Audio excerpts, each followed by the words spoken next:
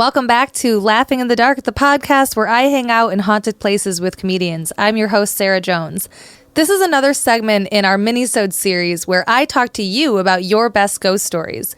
In this episode, I talked to my good friend Fonz about experiences he had growing up in Michigan and later living in Chicago. This one gives me chills. Here's the call. So why don't you start by telling us who you are and something about yourself? All right. Well, my name is Fonz Gallegos, and I am going to tell you some ghost stories that I have from my time in Michigan. I've since moved to Chicago. I have a lot of other ghost stories from there, too, but I'll save those for another time. It sounds like fun. So the story that I wanted to tell you is when my family moved in '99 to Grand Rapids. It was their first home, and they were really excited to take that next step in their life. And things started being weird right from the get-go. We were unpacking and putting everything in their rooms, and there was just this really, really weird vibe that always came up from the second floor. No one wanted to be up there at all unless, you had somebody with you. It was just really, really eerie, and a little bit after we got a family dog, and for as much as I tried, that dog would just not go upstairs. I would kind of walk him around, lightly pull on his leash to go up, and he refused. He always just looked up as if something was just standing there watching him. Never for the whole time that I lived there were never any animals up on the second floor. And did you feel like there was someone standing up there too when you would? Did you get that feeling too, or was it just a general creepiness? Yeah, there was definitely. Yeah, it was creepy. It always felt like someone was watching you. It was like if I had to run upstairs because I forgot something on my way out the door. I feel like if I turned around, real quick, I would see someone standing there. It was like the classic, horror story, like give right then and there. I was like, oh my God, I'm freaking out. But it's all in your mind, so I kind of just hurry up and leave. Yeah. There was also a lot of times where we would have transient visitors come through, like family friends who were, moving from house to house or something like that. And they would always report some kind of noise happening. And you kind of hear this thing where things happen at the 3 o'clock hour, but it always would for them. They would talk to my parents or the next day, and they'd be like, hey, last night did you really have to go to the bathroom or something? Because I heard some steps running down the stairs, but they would never come out, so it always puzzled them. They were trying to figure out what the source of the sound was, and they could never figure it out. Yeah. So there was always those ambient noises. I remember one time I was getting ready to actually take a shower, and I was walking from one side of the living room to the other, and my sister had these play walkie-talkies that we would all mess around with, and one of them just started spouting out a bunch of gibberish, and it sounded like there was a male and female voice coming through. Looking back, I always wondered if that was cell phone interference or anything, but it always weirded me out. I mean, it sounded like there was this guy who was just really yelling at this woman. So I screamed to my mom to come over, and she took it away. I don't know if that, it's just one of those creepy moments in the house. I can't say that it's paranormal, but definitely it was something very creepy. Yeah. Yeah. Definitely. There was a point where I stayed in the master bedroom upstairs, and there was a point one night where I kind of looked up, and in the corner of my room there was this shadow of a man who was standing there, and I was freaked out initially. I didn't really want to be in the room, but it kept occurring several nights after, so I started looking for ways to debunk it, to see if there was some kind of shadow being cast, or if I had any trees outside of the window, anything maybe on the window. Just trying to figure out what that's coming from. Just trying to source it, and I never could. And for the remainder of the time that I stayed there in my parents' house, I would have the shadow of a man in the corner. It was initially creepy, but after a while, I just kind of got used to it, I guess. It never felt ominous or threatening. Yeah. It was kind of always just there. Did it feel protective or positive in any way, or was it kind of a neutral presence? It definitely felt neutral. If I had to describe the shape of the silhouette, though, it did kind of seem as if it was a man in uniform, potentially army or something, but it's hard to tell. Yeah. Or that was the impression really that you got. Mm-hmm. Yeah. So, never really felt threatened or anything like that. But in that same room, I recall another time where the room was dark, and outside of it, there's this long hallway, and that hallway light was on, and I could see something that was moving from left to right, just in front of the door. It was a shadow. I could tell that it was inside my room because the hallway just outside that door, the walls line up with the door frame, so you can't really walk across the hallway, so to speak. Okay. So I could tell that shadow was inside the room. It weirded me out. And, I go into the covers because I'm creeped out, and I'm just, one of those moments. Oh, yeah, that would be super creepy. And in that moment, really did you feel any, negativity, or was it just scary that there was a figure in your room, basically? I think overall I was just scared. Yeah, I never really felt anything negative with any of those experiences, but it was really, really creepy for me, because I've never experienced anything like that before. Yeah, so, I haven't either. Yeah, so it's like, how do you rationalize that? I'm trying to, remain sane, but also try to explain what I just saw, especially if you're in a room by yourself. Yeah. It was really, really creepy. In the same bedroom, let me kind of paint this picture for you. So, okay. There's the master bedroom, and if you open the door, you look straight down that hallway I was talking about, and there is a window there. Okay. And then as well, behind you in the master bedroom, there is also a window. So, this story was told to me by my sister-in-law, Elizabeth. So it's just to visualize this. So it's like if you leave the master bedroom door open, there's a window in the master bedroom that's exactly across from the window all the way down the hall, is what you're saying? Correct. Okay. Correct. Gotcha. So she opened the bedroom door to walk out, and the light in the bedroom door, or in the bedroom, is on, and the rest of the house is dark. She opens the door to go out, and in the reflection of the hallway window, behind her in the bedroom, she can see the reflection of a little girl in a white dress. Ew. So she freaks out. She does a 180, nothing's there. Does a 180 again, it's gone from the window. No. So she freaks out, runs out of the house. She nopes out of it. Yeah. I mean, wouldn't you if you saw a little girl in a white dress? Easily. And at the time, we were kind of like, okay, maybe it could have been anything. Maybe she was tired. Maybe it was just something. We were trying to debunk it. Rationalize it, And then my mom would start telling us stories where she would stay up late and she would see a little girl in a white dress. She would hear a voice like a little girl laughing and would kind of look up and see a little head peek out from the just around the little door edge. So she had a lot of moments like that, and once my mom would start saying that, and my sister-in-law would be like, yeah, I saw her too, then we knew something was up. Yeah. Something it gains a little more traction that way. Yeah. So yeah, that actually prompted me to kind of do an investation. I thought it'd be cool. Yeah. I really didn't know what I was doing, but I got a video camera. I'd say 17 around this time. Oh, okay. Yeah. Yeah, so I had gotten a video camera, and it was over the course of 3 nights. I set up one in the kitchen, one in the living room, and then another one in the stairs, just to see if we could catch anything, Yeah. And I never actually caught anything on video, so the visuals, nothing, but the audio was super creepy. Uh-oh. Super, super creepy. I was in the, so the kitchen, when I went back and played that, like I said, nothing on the video, but the audio, you could hear the chairs being moved around and things hitting the table. The kitchen cabinets would open and close and slam shut. The refrigerator door would open. But you wouldn't ever see anything on video. So I don't know if it was just capturing residual energy or something, but it was really creepy to hear that stuff and not have it show up. As an aside, that's crazy that you just said that, because I just recorded an episode about residual hauntings. Oh, really? Yeah. In fact, I might, if I can edit it in time, I might just pair your Minisode with that episode week.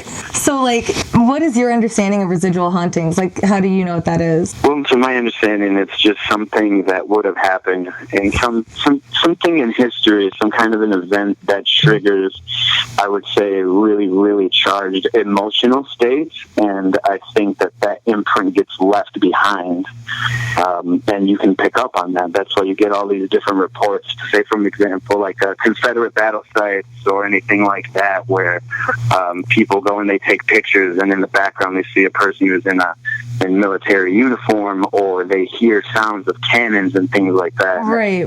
It's almost like the energy still exists there, and it's just, some people are more sensitive to it than others. So interesting. So, like, you could hear the fridge opening and closing. So in the living room, we had heard on the footage a bunch of, like, steps running down the stairs. They would run across the living room right at the camera and would, like, stop just short of it. It almost seemed like something was charging at the camera. That was, really strange, especially because family visitors who would come by would say overnight how they would hear someone running down the stairs and into the bathroom and then never come out. So they were just wondering, what that. So it kind of like adds into that.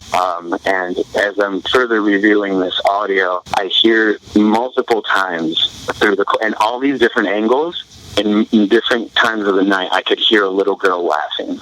Ew. And there's no little girls that lived with you? No, my sister was not that young. This would have been like a girl, I would say perhaps 5 or younger than that. That my sister did not fit that at the time. There were no other kids in the house. Yeah. So I thought that was really, really interesting. So when you said that you had the sound of someone charging at the camera, did it sound like someone like on 4 legs or on 2 legs? Could you tell? Well, it's funny that you mentioned that, because I've always thought to myself that it sounded like something on 4 legs. Ew. It never felt like it was, biped at all. Definitely felt like 4-legged, something.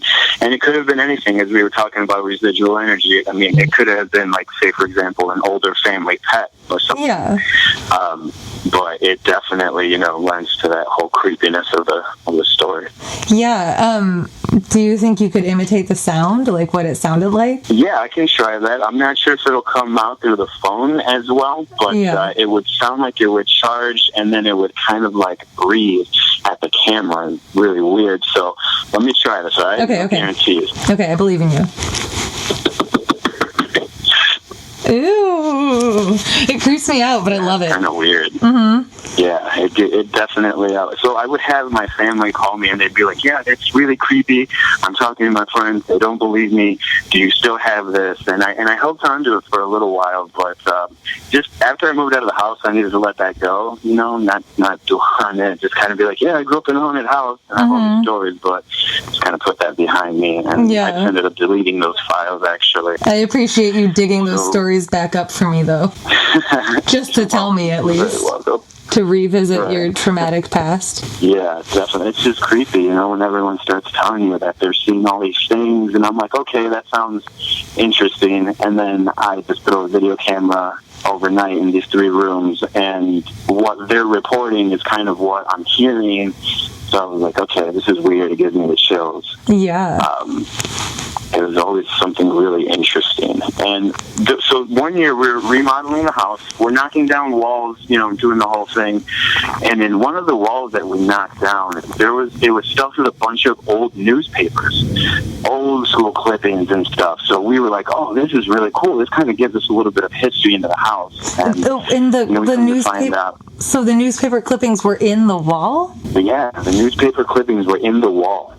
That's weird. Isn't that kind of strange? Yeah. It would be like in between the drywall, kind of? Yeah. So we were like, okay, that's strange. I mean, I wouldn't say they were used for insulation. I really don't know what they were doing there. Yeah. But it kind of, helped us out with a little bit of the timeline of, the house and all the other things, too, just to kind of see, it adds character to the house to see, like, that it was in the early 1900s and all this was happening and stuff. After a while, my parents still reached out to the previous owner of the house, and we find out that the house had been passed down through their family, and the gentleman's father had passed away in the house, and that's when they decided to sell it. Yep, and then that's when my family moves in. Well, did you get any kind of insight into who the little girl could have been? I never did.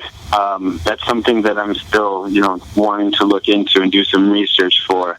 Yeah. But I never got any more information on the little girl or anything like that. It would have been great to kind of get some closure, or even to, how there's mediums that help spirits cross over or something like that. Maybe they can find some peace to it. Yeah. Whatever's keeping them there. Yeah, I don't know. But it's definitely been a really interesting story to say that I've grown up in a haunted house, especially with all those different occurrences. Yeah, no kidding. Did you have friends that didn't want to sleep over? Yeah. I never had anything creepy happen when they were there, but I would tell them about that, and then they would just be like, well, I would rather not stay here tonight. So I never really got the chance to actually have a friend stay over and experience anything. It was more so the family friends. Yeah, that makes sense. Did you have another story, or was that Those are mostly the stories that I got from growing up in a haunted house. Yeah. I do have a few other ones from my time in Chicago, actually. Okay. Actually, I'll tell you a quick story about my time in Chicago. So I'm at this old building in the downtown area. Oh, that's where you are right now? That's where I was at the time of this story. Okay. And, so I'm going through, and this was for work, so I was walking around the building property, and I come across this bag that has some fruit in it and like some random like toiletries. It's like in one of those white convenience store bags. So I'm thinking perhaps there's a homeless person around here, and not too far from me there's a bathroom. I can hear something in this bathroom, and it sounds like voices going back and forth, but more realistically sounds like somebody's on their cell phone and the volume is up really loud, like watching something on YouTube. Yeah. So I called for some of my coworkers, and just to kind of like check it out, and as soon as they get there, I kind of explained to them the whole situation, like, hey, this is why I called you up here. I'm about to go into this bathroom and see if there's anyone there. I open up the door, and it's completely quiet. Weird. It's one stall, so it's not like a huge bathroom at all. The sound immediately stops. And I turn back and I look at the guys who were there and make the sound like, you heard her? And they're like, yeah, they're nodding their heads, and it's like really weird. So I walked over towards the bag and I was like, hey, this is why I called you up here. I don't know if there was, some homeless person who snuck in or something, but I found this bag of fruit and toiletries, and as I go to open the bag to show them, all the fruit that was in there moments ago is completely rotten. It has white hairs going on it. There's mold. I dropped the bag and just jumped. Oh my God. Like, wow. And it looked like fresh when you first saw it? Yeah, I remember there was an orange and there was a banana, and that's like all I can remember seeing, because the next time I opened them, they were completely purple and blue. They were disgusting. Ew, yeah. I dropped them and was freaked out, and I'll never forget my manager. He was like, hey, is this your first time getting spooked? And I thought to myself, it is at work. Yeah. So they had experiences like that all the time? Yeah. Oh my God. They're pretty used to that. They were just like, who cares? It's fruit.